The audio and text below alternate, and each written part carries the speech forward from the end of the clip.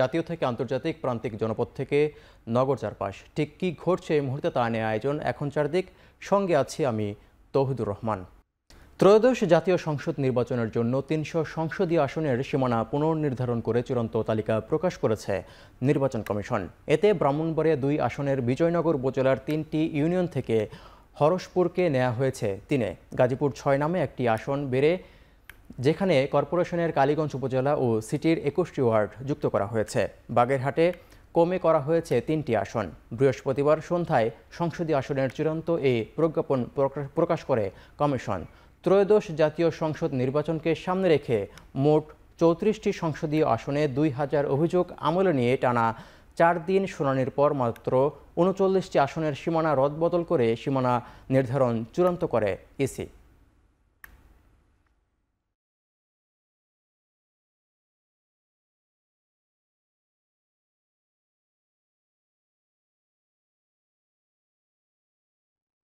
বিএনপির ভারপ্রাপ্ত চেয়ারম্যানের দেশে আসার সিদ্ধান্ত তার ব্যক্তিগত বিষয় বলে উল্লেখ করে পররাষ্ট্র উপদেষ্টা জানিয়েছেন, তারেক রহমান দেশে আসতে চাইলে সহায়তা করবে সরকার। বৃহস্পতিবার বিকেলে পররাষ্ট্র মন্ত্রণালয়ে ব্রিফিংয়ে তিনি আরও বলেন, শেখ হাসিনাকে দেশে ফেরাতে ভারতকে এক দফা চিঠি দেওয়া হয়েছে, যদিও নতুন করে আর কোনো উদ্যোগ নেওয়া হয়নি। আসবেন সেটার সিদ্ধান্ত কিন্তু ওনার। আসার জন্য উনি এই দেশের নাগরিক, উনি আসতে পারেন যে কোনো সময়। আসার জন্য যদি তার ট্রাভেল ডকুমেন্টস নিয়ে কোনো সমস্যা থাকে সেটা আমরা সমাধান করবো, কিন্তু সিদ্ধান্ত তো তার নিতে হবে। তার মানে দাঁড়াবে যে আমরা বলছি আপনি আসেন না কেন, সেটা তো আমরা বলবো না। উনি যখন আসতে চাবেন তখন তাকে আমরা যেটুকু সহায়তা লাগবে সেটুকু অবশ্যই করবো। বিএনপি নিজেকে বড় দল মনে করে, তাই আনুপাতিক প্রতিনিধিত্ব ভিত্তিক নির্বাচন চায় না উল্লেখ করে জামায়াতের সেক্রেটারি জেনারেল মিয়া গোলাম পরোয়ার বলেন, গণভোটেই পিআর ইস্যুর সমাধান হলে ভোটে যাবে জামায়াত। বৃহস্পতিবার সন্ধ্যায় রাজধানীর ফার্মগেটের কৃষিবিদ ইনস্টিটিউশন বাংলাদেশে জুলাই সনদে আইনি ভিত্তি ও নির্বাচন শীর্ষক সেমিনারে তিনি এসব কথা বলেন। এ সময় তিনি বলেন, দেশের ৭০% মানুষ পিআর ব্যবস্থার পক্ষে। বিএনপির সঙ্গে থাকা কয়েকটি ছোট দল এর বিরোধিতা করছে। তবে গণভোটে জনগণ যে রায় দেবে সেটি সবার মানতে হবে। জনগণ না চাইলে জামায়াতও পিআর থেকে সরে আসবে বলে জানান তিনি আরও বলেন, জুলাই সনদ অনুযায়ী প্রতিটি দলের ঐক্যমত্য ছাড়া নির্বাচনের তারিখ ঘোষণার সুযোগ নেই। তাই এই সনদকে আইনি ভিত্তি দেওয়া জরুরি, না হলে আসন্ন নির্বাচনও সুষ্ঠু হবে না। এছাড়া নির্বাচন কমিশনও চাপের মুখে দুর্বল অবস্থান নিতে বাধ্য হচ্ছে বলে মন্তব্য করেন তিনি। আপনি যদি হাসিনার সংবিধানই মানেন, তো হাসিনা লাস্ট ইলেকশন করেছে 24-এ, অ্যাকর্ডিং টু কনস্টিটিউশন ইলেকশন হতে গেলে 29-এ হওয়া লাগবে। আপনি এখনকার ইলেকশন করেন, তখন সংবিধানের কথা মনে থাকে না। চিফ অ্যাডভাইজার কি করে চিফ অ্যাডভাইজার হলেন, আপনি কি করে চিফ ইলেকশন কমিশনার হলেন, তখন সংবিধানের কথা মনে ছিল না। পিআরের কথা বললে আপনি সংবিধানের প্রশ্ন তোলেন। এটা একটা ইলেকশন সিস্টেম। আবার একটা বড় দলের লিডাররা বলছেন যে দেশের মানুষ ইভিএম বোঝে না, সে দেশের মানুষ পিআরও বোঝে না। যারা নির্বাচনে না আসার কথা বলছে তারা মূলত হাসিনার সুরেই কথা বলছে বলে মন্তব্য করেছেন বিএনপির স্থায়ী কমিটির সদস্য আমির খসরু মাহমুদ চৌধুরী। প্রেসক্লাবে বাংলাদেশ জন অধিকার পার্টির বর্ষপূর্তির আলোচনা সভায় তিনি বলেন, সুষ্ঠু নির্বাচন হলেই দেশের রাজনৈতিক সংস্কৃতিতে পরিবর্তন আসবে, তাই নির্বাচনী প্রক্রিয়া অব্যাহত রাখতে হবে। প্রেসক্লাবে বাংলাদেশ জন অধিকার পার্টির বর্ষপূর্তির আলোচনা সভায় এই মন্তব্য করেন তিনি বলেন, সুষ্ঠু নির্বাচন হলেই দেশের রাজনৈতিক সংস্কৃতিতে পরিবর্তন আসবে, তাই নির্বাচনী প্রক্রিয়া অব্যাহত রাখতে হবে। শেখ হাসিনার বিরুদ্ধে একসাথে আন্দোলন করছে বলে অন্যদের সাথে সব চিন্তা মিলে যাবে এমন ভাবাটা ঠিক নয় উল্লেখ করে তিনি বলেন, যারা নির্বাচন আসতে চায় তারা শেখ হাসিনার মানসিকতাই বহন করে। নির্বাচন আসতে না চাওয়া জনগণ অগণতান্ত্রিক চর্চা বলেও মন্তব্য করেন তিনি। এ সময় তিনি আশঙ্কা প্রকাশ করে বলেন, গণতন্ত্র না ফিরলে সবার জন্যই ভয়াবহ ক্ষতি অপেক্ষা করছে।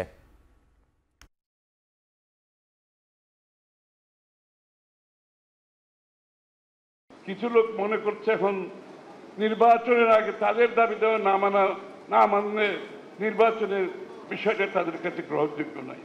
অর্থাৎ তাদের আচরণ হচ্ছে অগণতান্ত্রিক। ওই যে বলছি শেখ হাসিনা রেখে গেছেন মানসিকতা, এই যে মব জাস্টিস, জোর করে এটা দিতে হবে সেটা দিতে হবে, এগুলো হবে না। নির্বাচনে যেতে হবে, ফেব্রুয়ারিতে যে নির্বাচন হবে সকলকে নির্বাচনে গিয়ে জনগণের কাছে নিয়ে যান। আপনার যত যাবে সব দিয়ে যান, আপনি ম্যান্ডেট নিয়ে আসতে হবে তো মালিকের কাছ থেকে। স্বৈরাচারের দোসররা পরিকল্পিত অস্থিরতা এবং নৈরাজ্য তৈরি করে অবাধ সুষ্ঠু নির্বাচনে বাধা দেওয়ার চেষ্টা করছে বলে মন্তব্য করেছেন বিএনপির জ্যেষ্ঠ যুগ্ম মহাসচিব রুহুল কবির রিজভী। দুপুরে ব্রাহ্মণবাড়িয়ার এক স্কুলে শিক্ষার্থীকে তার বৈজ্ঞানিক গবেষণার জন্য বিএনপির পক্ষ থেকে আর্থিক অনুদান হস্তান্তর শেষে তিনি এই কথা বলেন। বিএনপির জ্যেষ্ঠ যুগ্ম মহাসচিব রুহুল কবির রিজভী বলেন, স্বৈরাচারের দোসররা এখনও প্রশাসনে আছে। বর্তমান অন্তর্বর্তীকালীন সরকার যেন ব্যর্থ হয় এবং অবাধ সুষ্ঠু নির্বাচন যাতে ব্যর্থ হয় তার জন্য সব ধরনের চেষ্টা চালাচ্ছে তারা। এ সময় জনগণের শক্তির উপর বড় কোনো শক্তি নেই উল্লেখ করে তিনি বলেন, সংবিধান আইন অনুযায়ী সংশোধন হতে পারে, কিন্তু নির্বাচন আইন পরিষদ কিংবা সংসদ ছাড়া কোনো কিছুকে আইনি হিসেবে বিবেচনা করা সুযোগ নেই। এ সময় ব্রাহ্মণবাড়িয়া জেলা বিএনপির নেতাকর্মীরা উপস্থিত ছিলেন।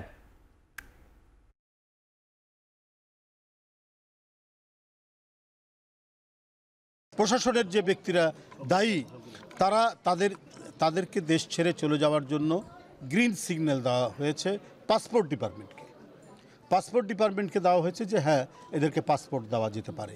কিন্তু এইরকম যাদের অপরাধের অভিযোগ আছে এবং যারা অপরাধী হতে পারেন তারা তো গ্রিন সিগন্যাল পেতে পারে না প্রশাসনের দিক থেকে। তার মানে এই প্রশাসনের ভিতরে ঘাপটি মেরে থাকা লোকরাই শেখ হাসিনার যে সুদূরপ্রসারী পরিকল্পনা সেটা বাস্তবায়ন করার জন্যই তারা কাজ করবে। জাতীয় নির্বাচনে একজন প্রার্থী এক আসনে সর্বোচ্চ 20টির বেশি বিলবোর্ড ব্যবহার করতে পারবে না। একই সাথে ভোটের প্রচারে পোস্টারের ব্যবহার না রাখা সহ রাজনৈতিক দল ও প্রার্থীর আচরণ বিধিমালায় এবার নতুন করে এমন বিধান যুক্ত করছে নির্বাচন কমিশন। সামাজিক মাধ্যমে এআই ব্যবহার কড়াকড়ি আর নির্বাচনের দিন ও প্রচারে ড্রোন ব্যবহারে নিষেধাজ্ঞা আরোপ থাকছে এবার। গণপ্রতিনিধিত্ব আদেশ আরপিও সংশোধন প্রস্তাবের সমন্বয়ে এমন সব বিধিমালা যুক্ত করে ভোটিংয়ের জন্য ইতিমধ্যে আইন মন্ত্রণালয়ে পাঠিয়েছে ইসি। নারীদের সাইবার বুলিং রোধ, এআই প্রযুক্তি ব্যবহার করে মিথ্যাচার বা অপপ্রচার চালালে শাস্তির বিধানও রাখা হয়েছে আচরণ বিধিমালায়। এতে সামাজিক মাধ্যমে এআই ব্যবহারকে নিরুৎসাহিত করা হয়েছে। প্রচারে পরিবেশ বান্ধব সামগ্রী ব্যবহারে জোর দেওয়া সহ আচরণবিধি মেনে চলার ব্যাপারে দলের কাছ থেকে অঙ্গীকারনামাও নেবে ইসি। আচরণবিধির গুরুতর অপরাধের ক্ষেত্রে আরপিওতে প্রার্থিতা বাতিলের বিধানও রাখা হয়েছে এবার।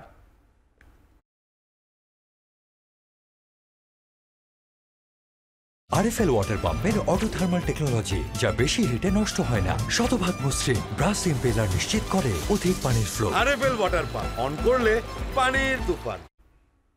21শে আগস্ট গ্রেনেড হামলা মামলায় বিএনপির ভারপ্রাপ্ত চেয়ারম্যান তারেক রহমান, সাবেক স্বরাষ্ট্র প্রতিমন্ত্রী লুৎফুজ্জামান বাবর, উপমন্ত্রী আব্দুল সালাম পিন্টু সহ 49 আসামিকে খালাস দিয়েছে আপিল বিভাগ। ঘটনা তদন্ত করতে হাইকোর্টের পর্যবেক্ষণও বাতিল করা হয়েছে। প্রধান বিচারপতির সৈয়দ রেফাত আহমেদের নেতৃত্বে 6 বিচারপতির বেঞ্চ এ রায় দেন। পর্যবেক্ষণে আদালতে বলেছেন, মুফতি হান্নানের স্বীকারোক্তির ভিত্তিতে দণ্ড দেয়া আইনসম্মত হয়নি, তবে নির্যাতন করে স্বীকারোক্তি আদায় করা হয়েছে বলে রায়ে তুলে ধরেন সর্বোচ্চ আদালত। গেল বছরের 1 ডিসেম্বর হাইকোর্ট তারেক রহমান সহ 49 আসামিকে খালাস দেন। এই রায়ের বিরুদ্ধে আপিল করে রাষ্ট্রপক্ষ। 2018 সালের 10 অক্টোবর বিচারিক আদালত এই মামলায় সাবেক প্রতিমন্ত্রী বাবর, উপমন্ত্রী আব্দুল সালাম পিন্টু সহ 19 জনকে মৃত্যুদণ্ড এবং বিএনপির ভারপ্রাপ্ত চেয়ারম্যান তারেক রহমান সহ আরও 19 জনকে যাবজ্জীবন কারাদণ্ড দেন। ওই বছরের 27 নভেম্বর মামলায় রায়ের নথিসহ ডেথ রেফারেন্স ও জেল আপিল হাইকোর্টে পৌঁছে। 2004 সালের 21 আগস্ট বিকেলে রাজধানীর বঙ্গবন্ধু এভিনিউ আওয়ামী লীগের সমাবেশে গ্রেনেড হামলা চালানো হয়। এতে আওয়ামী লীগের মহিলা বিষয়ক সম্পাদক আইভি রহমান সহ 24 জন নিহত হন।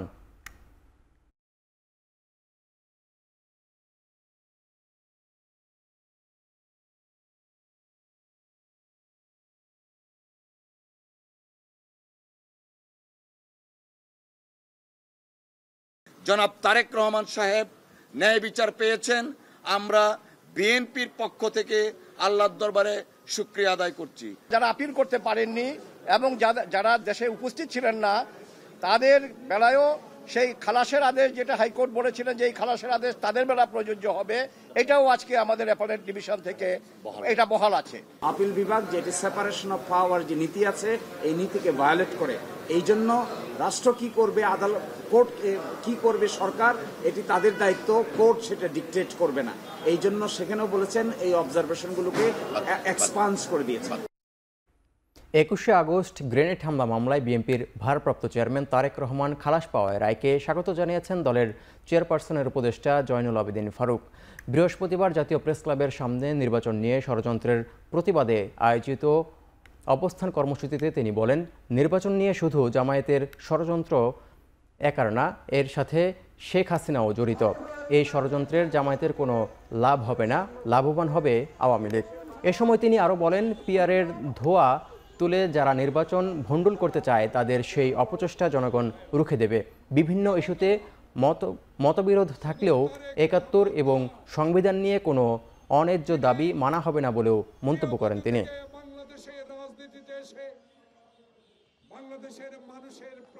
বাংলাদেশের জাতীয়তাবাদী দলের ভারপ্রাপ্ত চেয়ারম্যান জনাব তারেক রহমানের অবৈধ শেখ হাসিনার মনে গড়া মামলা প্রত্যাহার করে নিয়েছেন, তাকে সকল মামলা থেকে খালাস দিয়েছেন। সেজন্য আল্লাহ পাকের কাছে এই নির্যাতিত নেতা কর্মীদের পক্ষ থেকে আমরা শুকরিয়া আদায় করছি। জাতীয় পার্টিসহ গণহত্যা এবং আওয়ামী লীগ দুঃশাসনের সহযোগী ১৪ দলকে আগামী ৯ সেপ্টেম্বরের মধ্যে নিষিদ্ধ করতে হবে বলে আলটিমেটাম দিয়েছে জুলাই ঐক্য। সংবাদ বিজ্ঞপ্তিতে এসব কথা জানায় জুলাই ঐক্য। গণঅভ্যুত্থানের স্পিরিট ধারণ করা অন্তত ৮০টি সংগঠন শহীদ ও আহত পরিবারের সদস্যদের সঙ্গে আলোচনা করে এ কথা জানিয়েছে সংগঠনটি। বিজ্ঞপ্তিতে বলা হয়, বৈঠকের সিদ্ধান্ত অনুযায়ী আগামী ৯ সেপ্টেম্বরের মধ্যে অন্তর্বর্তী সরকার ব্যবস্থা যদি না নেয় তাহলে স্বরাষ্ট্র মন্ত্রণালয়, আইন মন্ত্রণালয় ও নির্বাচন কমিশনের বিরুদ্ধে আইনানুগ ব্যবস্থা নেওয়ার পাশাপাশি রাজপথে কঠোর কর্মসূচির ঘোষণা দেওয়া হবে।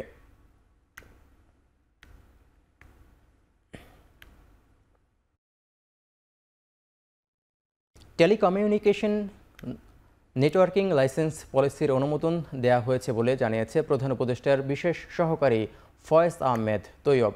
এ সময় প্রেস সচিব শফিকুল আলম বলেন, মানবতা বিরোধী অপরাধ অভিযুক্ত কোনো ব্যক্তি নির্বাচনে অংশগ্রহণ করতে পারবে না। সেই সাথে সরকারি পদে বহাল অথবা স্থানীয় সরকারের কোনো দায়িত্বপূর্ণ জায়গায় থাকার যোগ্যতা হারাবে। বৃহস্পতিবার বিকেলে ফরেন সার্ভিস একাডেমিতে উপদেষ্টা পরিষদের বৈঠক পরবর্তী ব্রিফিংয়ে তারা এই কথা বলেন। এই আইনের মাধ্যমে মধ্যস্বত্বভোগী যে লাইসেন্সিং ব্যবস্থা বর্তমানে ছিল সেটাকে রহিত করে নতুন একটি লাইসেন্সিং ব্যবস্থা প্রবর্তন করা হচ্ছে, যেটা আধুনিক এবং যুগোপযোগী।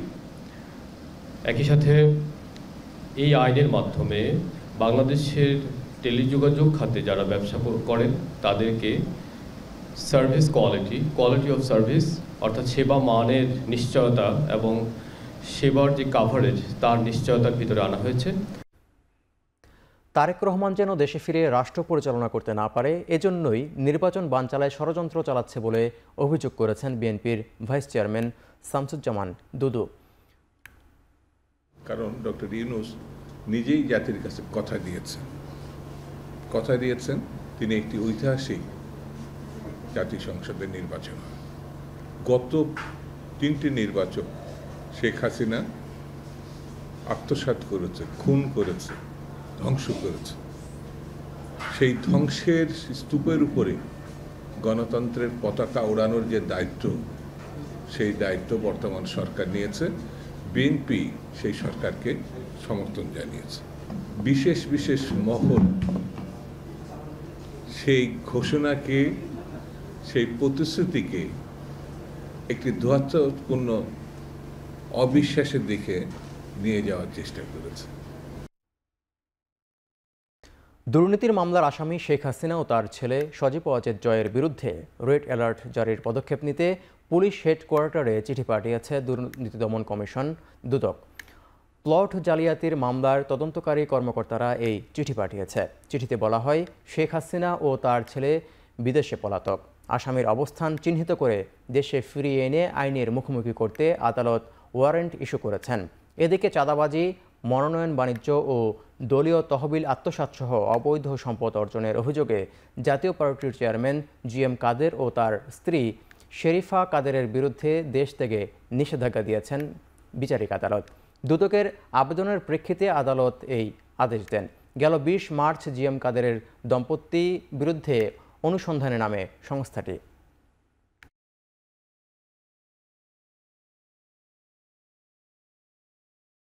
সাবেক প্রধানমন্ত্রী শেখ হাসিনা এবং তার পরিবারের সদস্যদের বিরুদ্ধে প্লট জালিয়াতির 6টি মামলা হয়েছিল।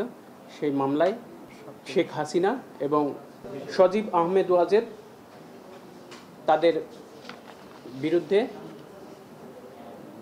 ইন্টারপোলের রেড নোটিশ জারির জন্য গতকাল দুদক দুর্নীতি দমন কমিশন থেকে পুলিশ মহাপরিদর্শক এর কাছে পত্র প্রেরণ করা হয়েছে। জুলাই আগস্টে মানবতা বিরোধী অপরাধে শেখ হাসিনা ও আসাদুজ্জামান খান কামালের বিরুদ্ধে সাক্ষ্য দেয়া রাজসাক্ষী সাবেক IGP চৌধুরী আবদুল্লাহ আল মামুনকে জেরা করেছেন রাষ্ট্রনিযুক্ত আসামিপক্ষের আইনজীবীরা। জেরায় তিনি বলেন, রাজি না থাকলেও দ্বিতীয়বার তাকে IGP করা হয়।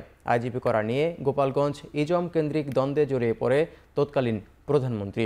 ট্রাইব্যুনাল 1-এর চেয়ারম্যান বিচারপতি মোহাম্মদ গোলাম মর্তুজা মজুমদারের নেতৃত্বাধীন 3 সদস্যের এই ট্রাইব্যুনালে IGP মামুনের জেরা করা হয়।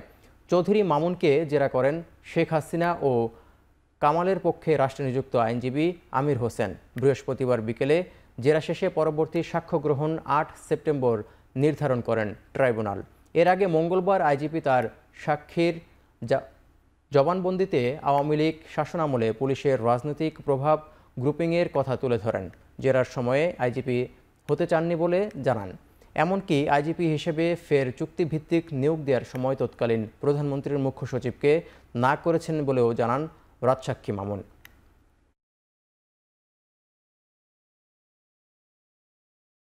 IGP সাহেব নির্দোষ না এবং IGP সাহেব যাদেরকে অপরাধী মনে করতেছেন আমি মনে করছি তারা অপরাধী না। উনি সকল অপরাধের সঙ্গে জড়িত স্বীকার করেছেন। অতএব যেহেতু তিনি স্বীকার করেছেন, অতএব তিনি ওনার স্বীকারোক্তি অবস্থা থেকে উনি নিষ্কৃতি পাইতে পারেন না। আমার বক্তব্য হলো যে আমার আসামি দ্বয় তারা কোনো অপরাধ করে না, তারা কোনো হত্যার সঙ্গে জড়িতও ছিল না। এখন পর্যন্ত যে জেরা সম্পন্ন হয়েছে তাতে মূলত সাবেক স্বরাষ্ট্রমন্ত্রীর সাথে সম্পর্কিত জুলাই গণ অভ্যুত্থানের আগে যে সমস্ত বিষয়গুলো ছিল সেগুলো নিয়ে উনি জেরা কমপ্লিট করেছেন। TFI সেলে স্বরাষ্ট্রমন্ত্রী এবং প্রধানমন্ত্রী দপ্তরের নির্দেশনা এবং প্রধানমন্ত্রী নিরাপত্তা উপদেষ্টা তারেক সিদ্দিকী এর বিষয়ে জেরা আংশিক সম্পন্ন হয়েছে। অর্থ পাচার কমেছে কিনা তা বলা যাবে না, তবে পাচারের প্রতিরোধ কিছু ব্যবস্থা তৈরি হয়েছে বলে জানিয়েছেন ট্রান্সপারেন্সি ইন্টারন্যাশনাল বাংলাদেশ TIBর নির্বাহী পরিচালক ডক্টর ইফতেখারুজ্জামান।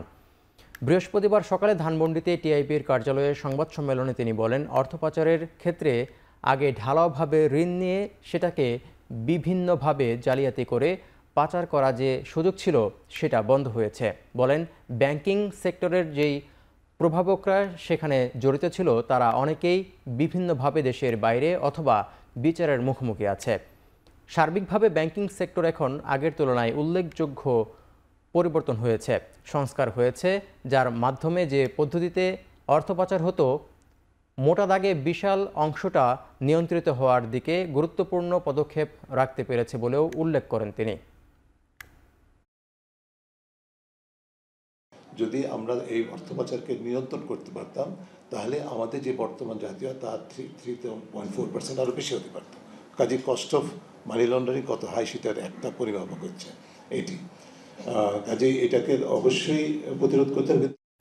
দেশের সবচেয়ে মজবুত RFL ল্যাডার, যা 606 গ্রেড অ্যালুমিনিয়ামে তৈরি। শক্তিশালী MS ক্রসবার নিশ্চিত করে সর্বোচ্চ নিরাপত্তা। RFL ladder. ডাকসু নির্বাচনে কেউ বহিরাগত এনে নির্বাচনী প্রচারণা চালালে ব্যবস্থা নেওয়ার আশ্বাস দিয়েছেন চিফ রিটার্নিং অফিসার অধ্যাপক ডক্টর মোহাম্মদ জসিমউদ্দিন। বলেন, কারো বিরুদ্ধে সাইবার বুলিংয়ের অভিযোগ পেলে 20,000 টাকা জরিমানা, প্রার্থিতা বাতিল এবং ছাত্রত্ব বাতিল করা হবে। হল সংসদ নির্বাচন উপলক্ষে শুধুমাত্র নির্বাচনের দিন 9 সেপ্টেম্বর বন্ধ থাকবে, আর বাকি দিনগুলোকে বিশ্ববিদ্যালয়ের স্বাভাবিক একাডেমিক কাজকর্ম চলতে থাকবে। কেউ যদি অভিযোগ দিয়ে বহিরাগত ধরে নিয়ে আসে তাহলে আমরা তার বিরুদ্ধে অ্যাকশনে যাব। আমাদের নির্বাচনী আইনে যে ব্যবস্থা আছে সেই ব্যবস্থায় আমরা যাব। কিন্তু এই সাইবার বুলিং কোনোভাবেই ঠেকানো যাচ্ছে না। আমরা হয়তো আপনাদের মাধ্যমে এটা জানিয়ে দিতে চাই যে এখনও যদি এগুলো অপপ্রচারগুলো চালিয়ে যায়, এ ধরনের অপরাধমূলক কাজগুলো করে, তাহলে আমরা আমাদের শাস্তিমূলক ব্যবস্থার দিকে আমাদের যেতে হবে। রাজশাহী বিশ্ববিদ্যালয় কেন্দ্রীয় ছাত্র সংসদ নির্বাচনে মনোনয়ন ফর্ম জমা দেওয়া শুরু হয়েছে। বৃহস্পতিবার বিকেল 5টা পর্যন্ত ভিপি পদে একজন, সিনেট প্রতিনিধি একজন সহ 30 জন ফর্ম জমা দিয়েছেন। রাকসু নির্বাচনকে কেন্দ্র করে ক্যাম্পাসে উৎসব মুখর পরিবেশ তৈরি হয়েছে। ডোপ টেস্টের প্রতিবেদন সহ প্রার্থীরা মনোনয়ন ফর্ম জমা দিচ্ছেন। আগামী 7 সেপ্টেম্বর পর্যন্ত 9টা থেকে বিকেল 5টা পর্যন্ত মনোনয়ন ফর্ম জমা দেওয়া যাবে। এরপর যাচাই বাছাই শেষে আগামী 10ই সেপ্টেম্বর চূড়ান্ত প্রার্থী তালিকা ঘোষণা প্রকাশ করবে ইসি। নির্বাচন অনুষ্ঠিত হবে 25শে সেপ্টেম্বর সকাল 9টা থেকে বিকেল 4টা পর্যন্ত। এদিকে নারী শিক্ষার্থীকে কটূক্তির অভিযোগে আনিসুর রহমান মিলনকে শাহ মখদুম হল শাখা ছাত্রদলের সহসভাপতি পদ থেকে আজীবন বহিষ্কারের পাশাপাশি তার বিরুদ্ধে মামলা করেছে বিশ্ববিদ্যালয় শাখা ছাত্রদল।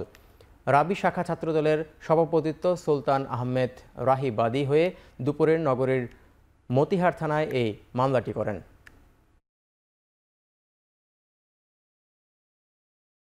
নারীদের কিছু অ্যাডিশনাল ফ্যাক্টর আছে, তাদের মর্যাদা যেমন গুরুত্বপূর্ণ, ছাত্রদের মর্যাদাও ঠিক সেই একইভাবে গুরুত্বপূর্ণ। ফর্মাল কমপ্লেইন্ট যখন আসে তখন সাথে সাথে আমরা ব্যবস্থা নিই। আনফর্চুনেটলি এইখানে ঝড় তোলা হয় কিন্তু ফর্মাল কমপ্লেইন্ট আসে না।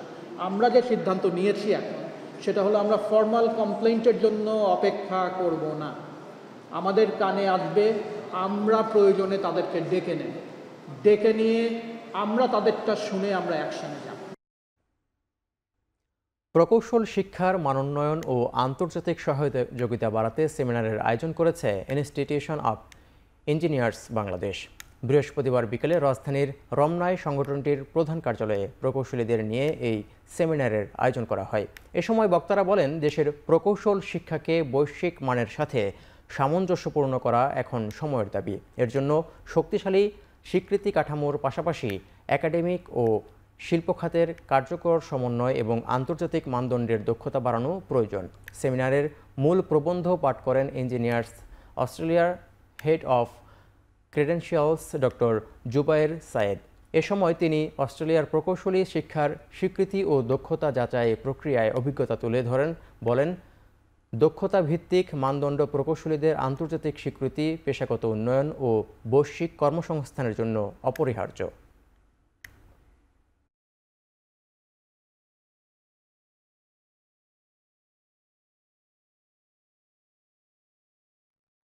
রোহিঙ্গা শরণার্থী শিবিরে মানবিক সংকটের বিষয়ে তুলে ধরে আসিয়ান জোটকে দ্রুত কার্যকরী পদক্ষেপ নেওয়ার আহ্বান জানিয়েছে ASEAN parliamentarians for human rights.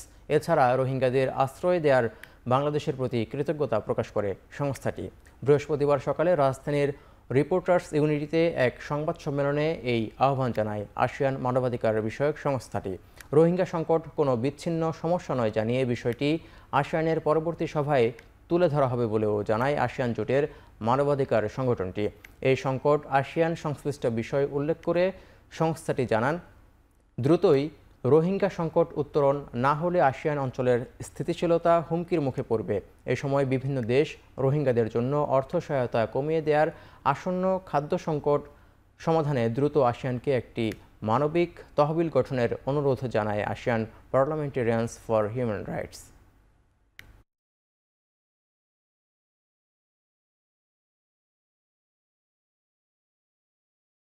We're not making progress. Some of us start to believe that we should push this back to the United Nations and say, you know, ASEAN can't really do it, right? But this year, under my Prime Minister's administration, under Malaysia's chairmanship, we're trying to do slightly different things. One, We're now talking about a permanent secretariat that will continue to the next ASEAN chairmanship, that will look specifically on the Myanmar issue and not forgetting the Rohingya issue to be tied in together. কারখানা বন্ধের জেরে সংঘর্ষ ও এক শ্রমিকের প্রাণহানির ঘটনার দুদিন পর উৎপাদনের ফিরল নীলফামারীর উত্তর ইপিজেড। বৃহস্পতিবার সকালে নির্ধারিত সময়ে কাজে যোগ দেন কর্মীরা। তবে এভারগ্রিন প্রোডাক্টস কারখানা শনিবার খুলবে বলে জানায় কর্তৃপক্ষ। বুধবার বিকেল ৩টা থেকে রাত ৮টা পর্যন্ত শ্রমিক প্রতিনিধিদের সঙ্গে কারখানা ও বেবজা কর্তৃপক্ষ, পুলিশ, জেলা প্রশাসন ও স্থানীয় রাজনৈতিক নেতাদের বৈঠকের পর এই সিদ্ধান্ত হয়। এভারগ্রিন কারখানায় শ্রমিকরা বিভিন্ন দাবিতে কয়েকদিন ধরে আন্দোলন করছিলেন। সোমবার হঠাৎ করেই কারখানা বন্ধের ঘোষণা দেয় কর্তৃপক্ষ। এর জেরে মঙ্গলবার সকাল ইপিজেডের মূল ফটকে অবস্থান নেন কারখানার শ্রমিকরা। পরে আইনশৃঙ্খলা বাহিনীর সঙ্গে শ্রমিকদের সংঘর্ষে নিহত হয় এক শ্রমিক। এই ঘটনায় ২৪টি কারখানা বন্ধের ঘোষণা করে ইপিজেড কর্তৃপক্ষ।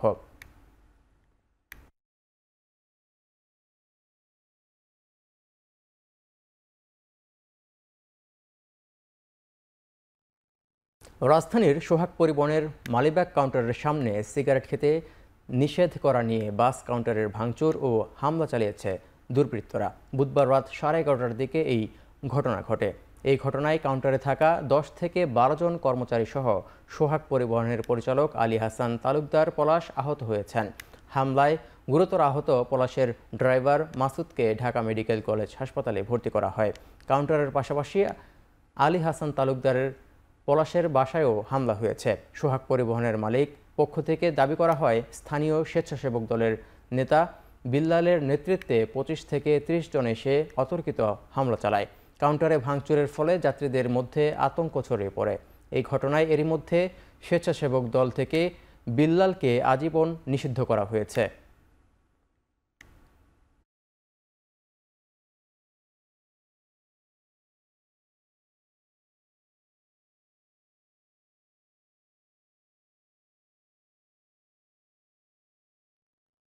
মানিকগঞ্জে ট্রাক ও সিএনজি চালিত অটোরিকশার মুখোমুখি সংঘর্ষে নিহত হয়েছেন 2 যাত্রী। বৃহস্পতিবার সকাল 7টার দিকে উপজেলার প্রশিকা মোড় এলাকায় এই ঘটনা ঘটে। এই ঘটনায় গুরুতর আহত হয়েছেন আরও 2 জন। সিংগাইর থানায় ওসি জানান, মানিকগঞ্জ থেকে ছেড়ে আসা একটি সিএনজি চালিত অটোরিকশায় 4 জন যাত্রী ছিলেন। সিংগাইর বাসস্ট্যান্ড এলাকায় পৌঁছালে সিমেন্টবাহী একটি ট্রাকের সঙ্গে অটোরিকশাটির মুখোমুখি সংঘর্ষ হয়। এতে ঘটনাস্থলেই নিহত হয় 2 যাত্রী। গুরুতর আহত 2 জনকে উন্নত চিকিৎসার জন্য ঢাকায় পাঠানো হয়েছে। ঘটনার পর ট্রাক চালক ও তার সহকারী পালিয়ে যায়।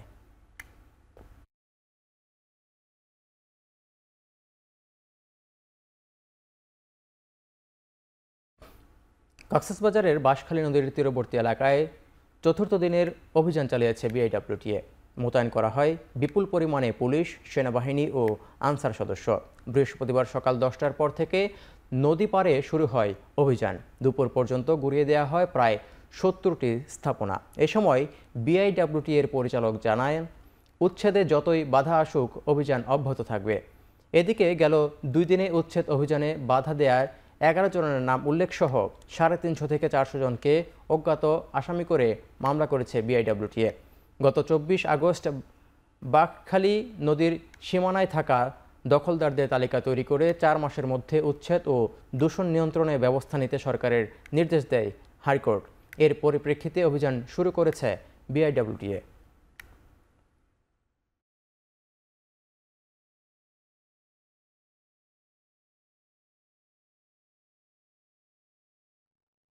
বাংলাদেশ কৃষি বিশ্ববিদ্যালয়ে আন্দোলনরত শিক্ষার্থীদের উপর বহিরাগতদের হামলার প্রতিবাদে লাল কাপড় পেঁচিয়ে রেড মার্চ ফর জাস্টিস কর্মসূচি পালন করেছেন শিক্ষার্থীরা।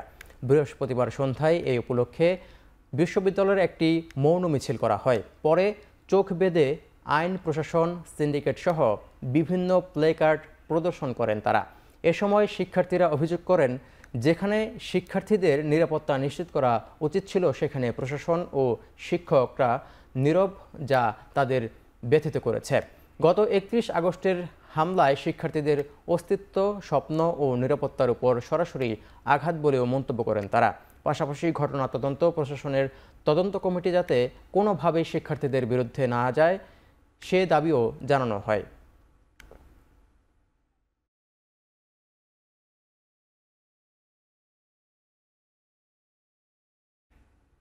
বিএসসি ইঞ্জিনিয়ারদের 3 দফা দাবি আদায়ের চট্টগ্রামে অনুষ্ঠিত হয়েছে প্রকৌশলীদের বিভাগীয় মহাসমাবেশ। বৃহস্পতিবার বিকেলে নগরীর লালদিঘি ময়দানে প্রকৌশলী অধিকার আন্দোলনের ব্যানারে এই সমাবেশ করা হয়।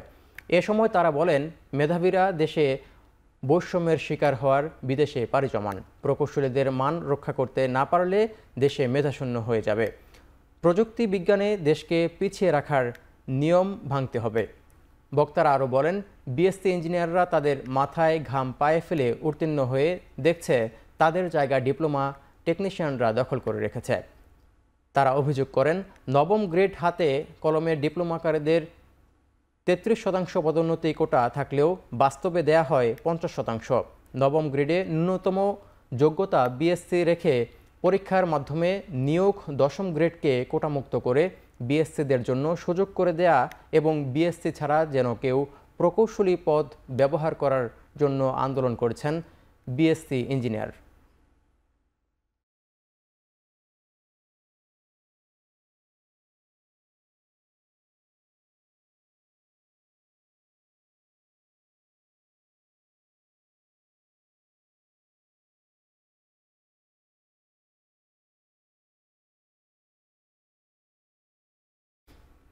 রাজশাহী বিশ্ববিদ্যালয়ের জুলাই 36 হলে রাত 11টার পর প্রবেশ করা ছাত্রীদের নিয়ে অশালীন মন্তব্য করা শাহ মখদুম হলের ছাত্রদলের সভাপতিকে দল থেকে আজীবনের জন্য বহিষ্কার করা হয়েছে। আমরা কোনো অপরাধী সে যেই পরিচয় হোক না কেন তার বিরুদ্ধে এবং আমাদের বোনদের পক্ষে ছাত্রদল সদা সর্বদা সচেষ্ট রয়েছে এবং এই সংগ্রাম শেষ ইফতিজার যতক্ষণ থাকবে ততক্ষণ পর্যন্ত আমরা এই সংগ্রামে থাকবো ইনশাল্লাহ। দেশের 1 নম্বর gas stove RFL gas stove, যা বেশি তাপেও ফাটে না আর হ্যাসেল ফ্রি অটো ইগনিশন নিশ্চিত করে ঝামেলাহীন রান্না। আরএফএল গ্যাস স্টোভ, নিরাপদ ও ঝামেলাহীন। এবার দেশের বাইরের খবর। ইন্দোনেশিয়ার রাজধানী জাকার্তায় এবার ঝাড়ু হাতে বিক্ষোভ করেছেন শত শত নারী। সরকার বিরোধী ও তাদের দাবি দেওয়া জানিয়ে বিভিন্ন স্লোগান লেখা প্লেকার্ড নিয়ে আন্দোলন করেন তারা। রাজনৈতিক ও অর্থনৈতিক সংস্কারের দাবিতে চলমান বিক্ষোভে ছড়িয়ে পড়া সহিংসতা এবং বেশ কয়েকজন নিহত হওয়ার ঘটনায় রাস্তায় নামেন দেশটির শত শত নারী। তাদের দাবি, এসব হত্যার বিচার করা এবং জনগণের দাবি দেওয়া মেনে নেয়া। রাষ্ট্রের ময়লা পরিষ্কার করতে প্রতীকী হিসেবে ঝাড়ু নিয়ে বিক্ষোভে অংশ নেন তারা। গেল শুক্রবার শুরু হওয়া বিক্ষোভে প্রাণ হারিয়েছেন অন্তত 10 জন। দেশব্যাপী বিক্ষোভে পুড়িয়ে দেওয়া হয়েছে বহু সরকারি স্থাপনা। এদিকে বিক্ষোভের মুখে প্রথম দিকে চীন সফর স্থগিত করলেও পরবর্তীতে বুধবার বেইজিংয়ে উপস্থিত হন ইন্দোনেশিয়ার প্রেসিডেন্ট প্রাবো সুবিয়ান্তে।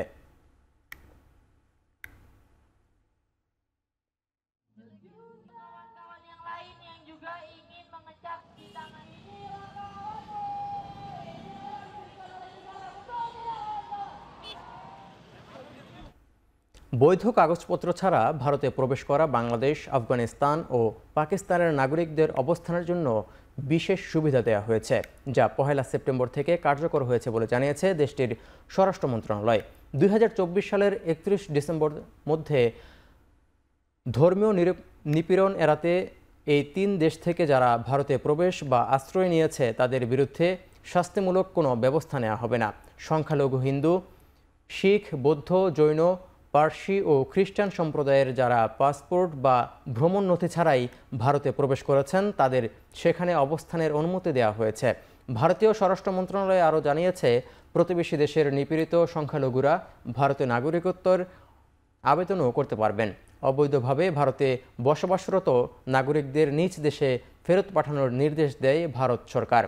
তবে এই ক্ষেত্রে ছাড় পাচ্ছেন বাংলাদেশ, পাকিস্তান, আফগানিস্তানের সংখ্যালঘু নাগরিকরা।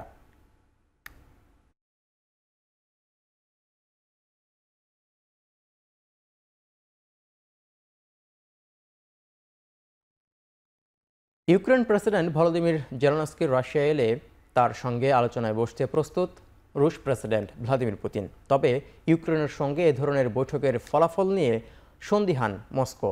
চীন সফর শেষে সংবাদ সম্মেলনে এসব কথা জানান রুশ প্রেসিডেন্ট। জেলেনস্কির সঙ্গে শান্তি আলোচনা শুরুর আগে ক্রেমলিনের দাবিগুলো কিয়েভকে পূরণ করতে হবে বলে জানান পুতিন। তার মতে এই ধরনের বৈঠককে আগে থেকেই প্রস্তুতি থাকলে ফলাফল আসবে। ক্রেমলিনের দাবি শান্তি প্রতিষ্ঠায় অগ্রগতি অর্জনের, ইউক্রেনের সামরিক আইন বাতিল, নির্বাচন আয়োজন এবং বিরোধপূর্ণ অঞ্চলগুলোর বিষয়ে গণভোট করতে হবে। রাশিয়া ইউক্রেন যুদ্ধ বন্ধে একটি শান্তি চুক্তির আশায় আহ্বান জানিয়ে আসছে যুক্তরাষ্ট্র। দুই নেতার সঙ্গে আলাদা করে বৈঠকও করেন মার্কিন প্রেসিডেন্ট ডোনাল্ড ট্রাম্প।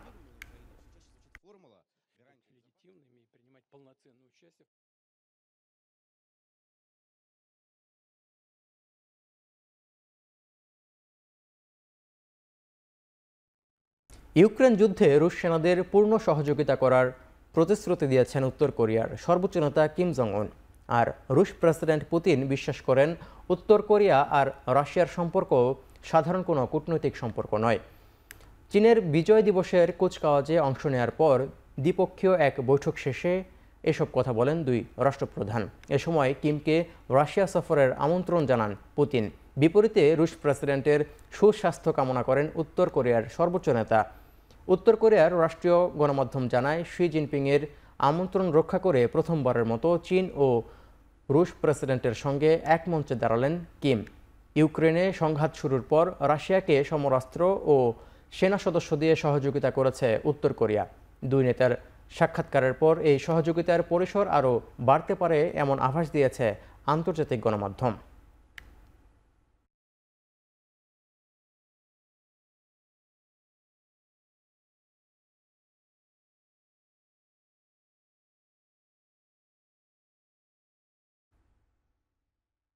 সব ইসরায়েলি জিম্মিকে মুক্তি দিয়ে একটি পূর্ণাঙ্গ যুদ্ধবিরতিতে সম্মতির কথা জানিয়েছে ফিলিস্তিনের স্বাধীনতাকামী গোষ্ঠী হামাস। পাশাপাশি যুদ্ধ পরবর্তী গাজা পরিচালনা করতে একটি স্বাধীন জাতীয় প্রশাসন গঠন করতে চায় সংগঠনটি।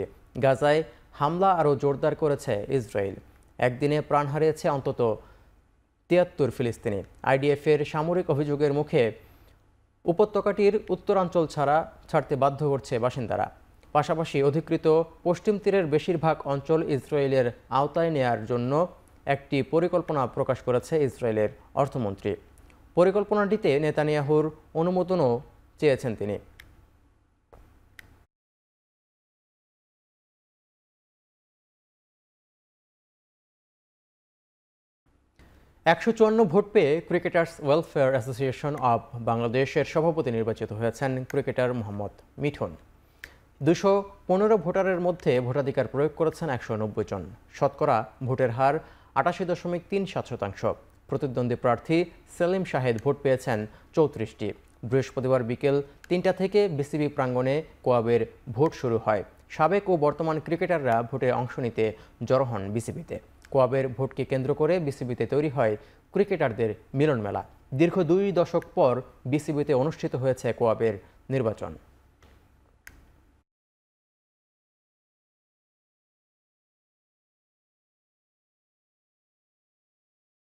আমার কাছে মনে হয় এই জিনিসটা কন্টিনিউ করতে হবে। আমার মনে হয় যে কঠিন পার্টটা এখন শুরু হবে, বিকজ এটাকে রিফর্ম করা, তারপরে ইলেকশন করা, তারপরে যখন আমরা নতুন প্রেসিডেন্ট অ্যান্ড দ্য কমিটি তো অলমোস্ট আমরা পেয়ে গিয়েছি, তারপরে যে কাজগুলো ওগুলা মনোযোগ দিতে হবে। দুইজনের কাছ থেকেই দুই রকম আমরা আশা করতে পারি। সেলিম শাহেদ ভাই অফিসিয়ালি খুবই স্ট্রং, মানে উনি এইসব ব্যাপার জানে, উনি কি কি স্টেপ নেওয়া উচিত। অ্যাট দ্য সেম টাইম আমাদের মিথুন যে আছে, ও কিন্তু এখনকার নিডসগুলো সবগুলো ওর কাছে মোটামুটি ক্রিস্টাল ক্লিয়ার, বিকজ ও যেহেতু খেলার মধ্যে আছে। তো যেই হোক না কেন আমার মনে হয় যে একটা পজিটিভ ভাইব ফেলবে এবং প্লেয়ারদের তরফ থেকে যে যে ধরনের প্রবলেম আসলে এর আগে ফেস করেছে বা আরও অনেক আগে ছিল, ওইগুলো আস্তে আস্তে সমাধানের দিকে যাবে। আইসিসি টি-20 র্যাঙ্কিংয়ে ব্যাটারদের তালিকায় উন্নতি হয়েছে ওপেনার তানজিদ তামিম ও অধিনায়ক লিটন দাসের। বৃহস্পতিবার আইসিসি পুরুষ টি-20 ব্যাটারদের সাপ্তাহিক র্যাঙ্কিংয়ে হালনাগাদ প্রকাশ করেছে। নেদারল্যান্ডসের বিপক্ষে চলমান টি-20 সিরিজে প্রথম 2 ম্যাচে 29 ও অপরাজিত 54 রান করেছেন তানজিদ। ফলে ব্যাটারদের র্যাঙ্কিংয়ে 8 ধাপ এগিয়ে 562 রেটিং নিয়ে 36তম অবস্থানে তানজিদ। ব্যাটিংয়ের তালিকায় বাংলাদেশের হয়ে শীর্ষে আছেন তানজিদ। এছাড়া সিরিজ সেরা অধিনায়ক লিটন দাস ও 3 ম্যাচে ভালো ব্যাটিংয়ের পুরস্কার স্বরূপ এক ধাপ এগিয়ে 539 রেটিং পয়েন্ট নিয়ে আছেন 47তম স্থানে।